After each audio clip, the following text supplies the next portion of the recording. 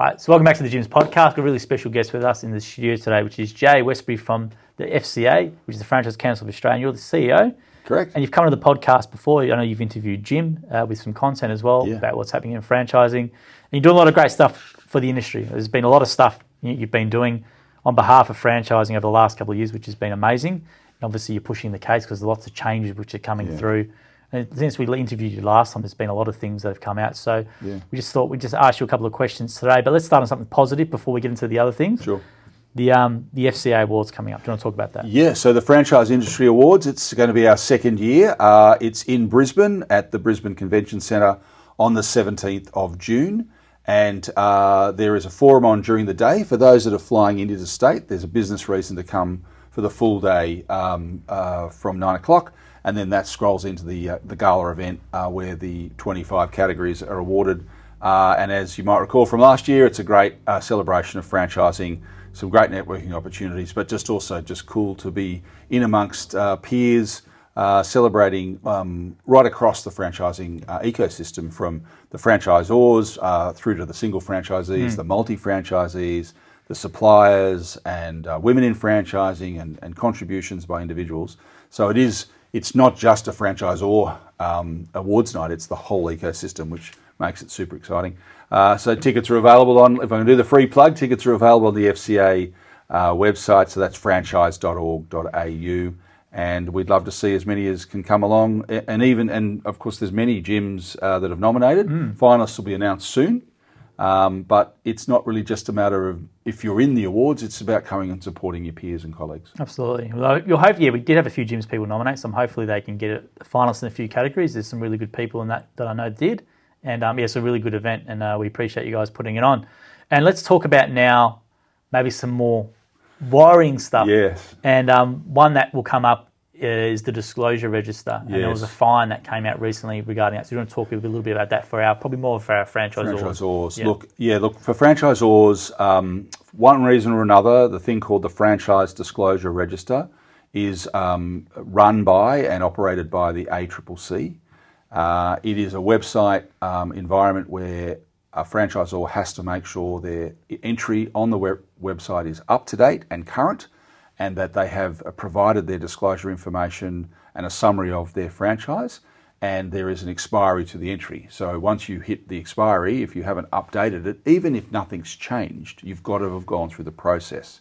And just in recent weeks, one really large retail-based franchisor has been fined $19,800, if you can believe it, for not having updated their information on the Franchise Disclosure Register. And look, from FCA's point of view, we don't think that website is actually serving anyone any purpose. We call it the website that no one uses and no one knows about. But notwithstanding that, the simple fact is franchisors have to make sure their information is up to date. And so if you are a franchisor watching this and you haven't had someone go and check out your entry on the Franchise Disclosure Register, don't delay, do it today. The website's been down because the ACCC was awarded bucket loads of money to update it, and there's a call centre. So if it's not working, don't be put off. Ring the number and get them to do it manually, because at some stage they're washing through it, and the ACCC can't wait to just write out the infringement notice, pop it in the mail. 19 grand for not filling out a website. So, it is we're pumping out this information to say to franchisors, do yourself a favour, just go and check it out and make sure you're up to date. What's the purpose of it again? Was it for prospects or was it just for... Well, in 2022, during one of the previous code reviews, it was decided that it would be a great way for prospective franchisees to be able to access detailed information about a franchise, because there wasn't really a central repository for that. It was... You kind of Googled your way through it. Now you'd use ChatGPT now. And at the time, it seemed like, I think the government was sort of perceiving themselves to be doing something good for these unsuspecting people thinking about buying a franchise. Yep. But it hasn't served its purpose. And I'm not sure if I'm thinking about buying a franchise, the very first place I would think to go is the ACCC. Right? It's just, it doesn't make sense. And the industry has been and is continuing to talk to government about taking control of it. I'd really love to have the franchise disclosure register in the hands of the FCA, where we could create, like that iSelect model, when you can go in and put through a search engine your car and your model, and then it pops up 8 or 9 options for you. I think that would serve the franchising community and franchisees far better if they really didn't know what they wanted to go. Clearly, they should be first thinking about a Jim's franchise, but if that didn't fit them and that wasn't what they wanted to do, having a central repository to go and know the information's been validated by a third party, at the moment, you can put it whatever you like. It's just the notion of putting it on there. There's no validation. There's no checking. So I'd like to introduce the process where we do check these things. And that was part of that conversation I had with Jim when I first came out, to have sort of an accreditation arrangement so that, any person that decides to, say, I'm in franchising, you pop it on there. Well, who's validated that? I think for us, having publicly accessible surveys that are verified of actual franchisees, on there is what Jim obviously wants, which he keeps really wanting, because I think that's probably the best thing. What do the actual franchisees say about the system? And is that publicly accessible, right? And that's the big thing. But I think the only people seem to be using that website is marketing agencies who are actually scraping all the information and making up like a franchise select site or something where there's a lot of SEO people are now using it to basically just create extra, choose franchise or whatever these things are now based on the disclosure register. But you're right, it doesn't. I've never heard a prospect saying here, I went to the franchise disclosure register and learned everything. I've never heard it. No. I've never ever heard it. So, but unfortunately, it is, for the moment, it is what it is. And the ACCC got a large allocation of funds in last year's budget to increase their enforcement undertaking.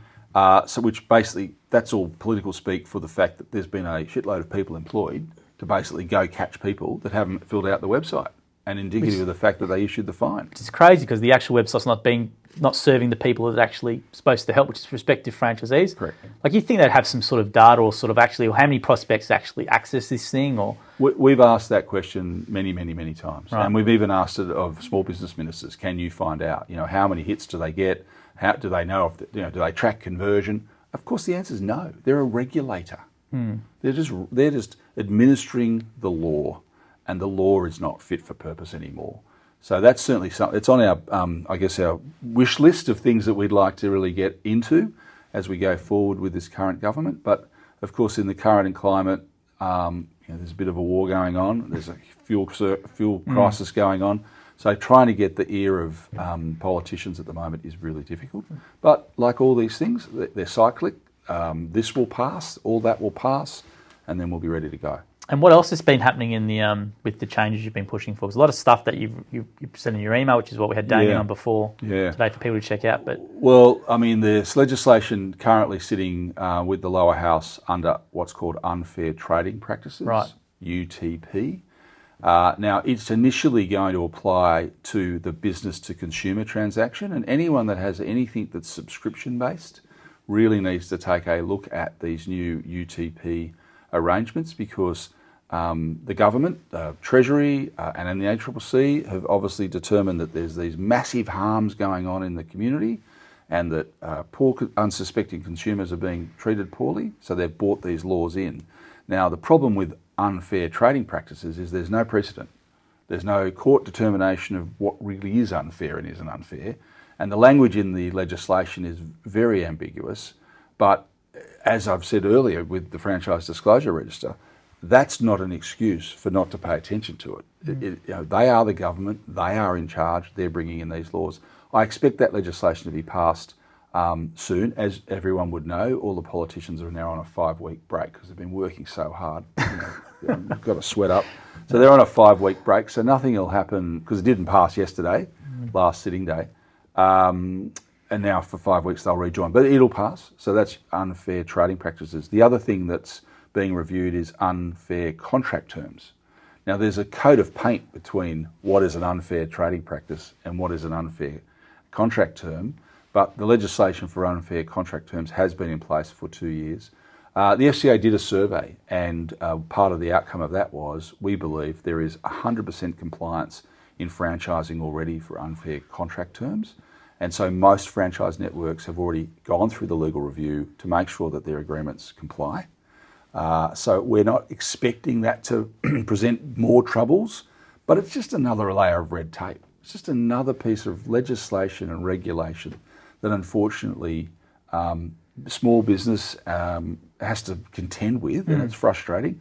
But, as I say, they're in charge, they're the government, they believe it to be needed. And it's not a reason not to be aware of it. So that's certainly going on. As we would all be aware, the Reserve Bank of Australia has just handed down its decision that as of the 1st of October this year, you can no longer surcharge for credit cards. But the complicated part about that is the RBA only regulates credit cards where there's 3 parties to the agreement. So a Mastercard is the scheme, it's issued by a bank, and then you're the user. So that's 3 parties. An American Express is the bank, so it's not regulated. So the stupid thing here really is, and I'm not sure what people will do, if in fact they currently surcharge, is you'll legally be allowed to surcharge Amex, but you will not be allowed to surcharge Mastercard and Visa. Right.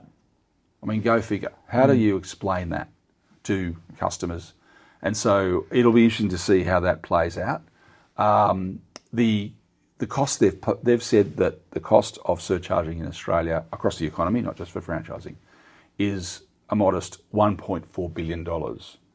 And so what the RBA has said is, and the government to a degree has said, is consumers will save $1.4 billion because they won't be surcharged. Well, who pays? Unless the banks stop charging it, it means small business will pay. So if you're a coffee merchant and you're selling a cup of coffee, and currently it's $5 for a flat white, and if the person gives you cash, it's $5, but you put a 1% surcharge if they use a Mastercard, you really should just make the coffee now $5.20 and make everyone pay the 20 cents, because you've got no way of knowing and no way of collecting. And so in a cost of living crisis, in the middle of a fuel crisis, where they're talking about, on one hand, the government's going to take 26 cents off a litre, but I can't imagine how that'll even work. On the other hand, we're now going to say you don't have to pay for surcharging anymore, but the small business is going to have to pay. It's a schmozzle. And again, it beggars belief that the Reserve Bank of Australia is meant to be running money policy, but because it also runs the card scheme policy, it's had a 2-year consultation, comes out with its conclusion paper. I've never heard that term in my life. Its conclusion paper, and its conclusion paper says, surprise, surprise, you can't surcharge anymore. I mean, so that's a real blow for small business, particularly if people are surcharging. Yeah, we have franchisees do a lot of card payments and things like that, so for sure. And they probably pass it on because, as I said, there's $1.4 billion in costs there. So it's a really difficult one to give advice on what to do. But I think any business person is going to land at the position of, I just have to put the price up. That's right. Yeah. Pass the cost on. You're going to pass the cost on, yeah. So, look, unfortunately, there's never a dull moment. I know you've had Damien on talking about all the industrial relations stuff, and there's a lot going on in that space as well. And look, again, the new franchising code has sort of found its way. There was a lot of concern over some of the changes that went on with that. They don't seem to have really been as bad as what perhaps people thought them to be. Typical of franchising as a sector, it sort of just works these things out. But we haven't yet had any massive test cases over some of those new terms that were inserted into the new code. But we do seem to have flowed off of the back of all of that carry on, and the dust seems to have settled. That's a good thing. I guess the key thing that's on people's mind really still is what's the government going to do as this fuel crisis kicks in, and how do we get our electricity bills lower? I mean, they're still the 2 things that get spoken to me about more than anything. And as a lobbyist, I wish I had an answer to that. And I don't know what the answer is. I guess we wait now for the government to come back to work. Yeah, no, it's an interesting time. A lot of our franchisees obviously affected. A lot of diesel and obviously petrol and driving for them. Obviously, a lot of them have to increase their rates as well, which is passed on to consumer. And, discretionary spending as well. Now, people, if they had the regular mowing or cleaning, might not, they use this as an excuse, I guess, to sort of get rid of it, right? So it's been a really big problem for us. And our franchisees are obviously doing it tough, like a lot of people at the moment too, unfortunately. Oh, and look, fuels are, it's complicated, right? I mean, my background's the travel industry, and for many years, the airlines used to add what they called was a fuel surcharge, right? And I can remember going on to media shows saying, surely as an expectation as a consumer, you can expect a seatbelt and fuel. And so why don't you have a seatbelt surcharge and a seat surcharge? Why do you need a fuel surcharge?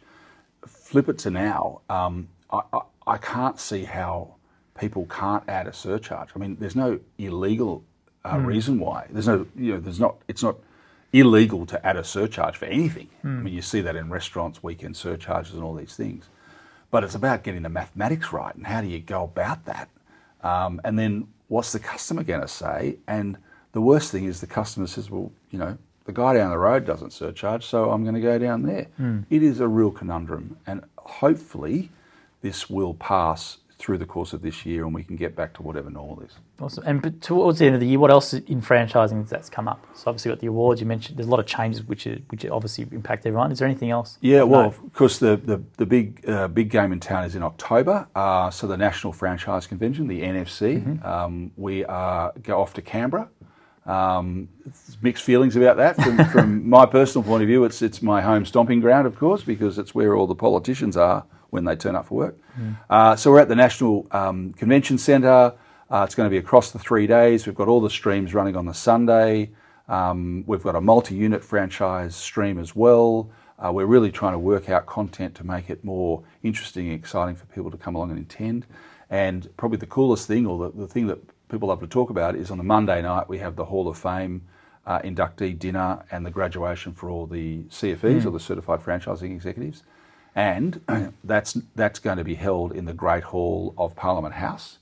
And so it's funny when you talk to people about, when was the last time you went to Canberra, or have you ever been to Parliament House?